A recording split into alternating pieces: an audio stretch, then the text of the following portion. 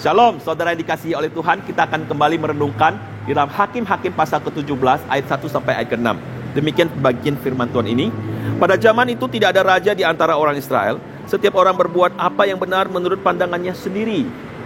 Saudaraku yang terkasih di dalam Tuhan, pernahkah saudara mengambil sebuah keputusan yang awalnya saudara anggap itu sudah benar?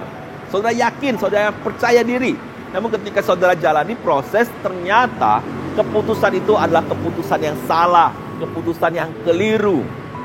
Saudaraku yang terkasih dalam Tuhan, setiap keputusan yang kita ambil, apalagi kalau itu suatu hal yang berdampak besar terhadap institusi kita, keluarga kita, bahkan untuk diri kita sendiri, perlulah kita pikirkan itu dengan baik-baik. Bahkan kita menguji akan setiap keputusan-keputusan itu di hadapan Tuhan.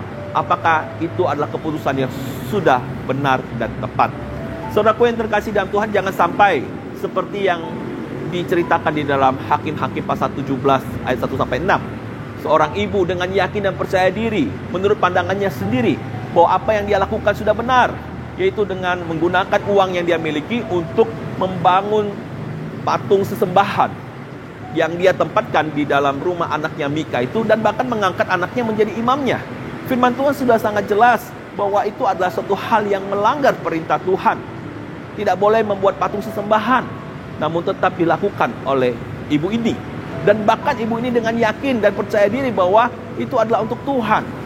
Saudaraku yang terkasih di dalam Tuhan, setiap orang perlu untuk menguji setiap keputusan dia di hadapan Tuhan. Jangan sampai merasa bahwa, oh, saya sudah lakukan ini untuk Tuhan. Saya sudah yakin dan percaya diri bahwa ini adalah yang paling baik, yang terbaik yang saya bisa ambil keputusannya. Saudara, bagaimana sih kita bisa mengambil keputusan itu dengan tepat dan baik? Bagian firman Tuhan yang saya kutip di dalam 2 Korintus pasal ke-13 ayat ke-5. Ujilah dirimu sendiri, apakah kamu tetap tegak di dalam iman? Selidikilah dirimu, apakah kamu tidak yakin akan dirimu bahwa Kristus Yesus ada di dalam diri kamu? Sebab jika tidak demikian, kamu tidak tahan uji.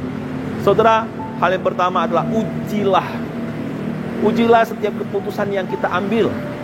Jangan sampai kita berpikir dengan kekuatan dan hikmat kita sendiri.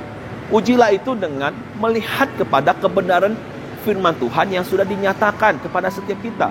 Ambillah setiap keputusan-keputusan yang tidak bertentangan dengan kehendak Tuhan. Dan yang kedua, selain kita perlu menguji keputusan itu apakah sudah benar, hati kita, motivasi hati kita juga perlu diselidiki. Jangan sampai sebenarnya keputusan-keputusan yang kita pikir itu benar, itu dilandasi dari sebuah motivasi yang keliru, saudara. Motivasi yang salah. Oleh karena itu betapa pentingnya sebelum kita mengambil sebuah keputusan, apalagi kita berpikir bahwa ini sudah sesuai dengan kehendak Tuhan, tapi kita tidak pernah menguji sesuai dengan kebenaran Tuhan dan juga mengkoreksi isi hati kita, maka bisa dipastikan keputusan-keputusan kita bisa berakhir dengan sebuah kekeliruan, kesalahan yang justru akan berdampak besar di dalam kehidupan orang lain maupun di dalam kehidupan kita. Kiranya Tuhan menolong kita dan selamat menggumulkan setiap keputusan-keputusan penting di dalam hidup saudara. Tuhan Yesus memberkati. Amin.